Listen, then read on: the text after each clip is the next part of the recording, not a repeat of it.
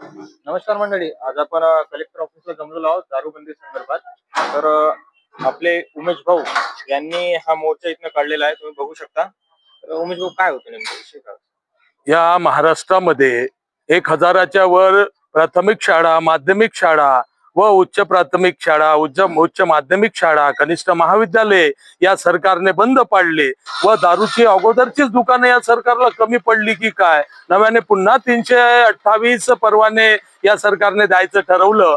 म्हणजे या महाराष्ट्राला, जो पुरोगामी महाराष्ट्र आम्ही म्हणतो, जो संतांचा महापुरुषांचा महाराष्ट्र आम्ही म्हणतो, त्या संपूर्ण महाराष्ट्राला दारूमध्ये बुडवायचं जणू काही षडयंत्र या महाराष्ट्र सरकारने इथे सुरू केलेलं दिसून येत आहे. बघा, या प्रकारची व्यवस्था मला इथे दिसून राहिली आहे. तर मला असं वाटते वरिष्ठ अधिकाऱ्यांनी, कर्मचाऱ्यांनी, मुख्यमंत्री साहेबांनी याची दखल घ्यावी, अशी मी त्यांना हात जोडून नम्र विनंती करतो. धन्यवाद.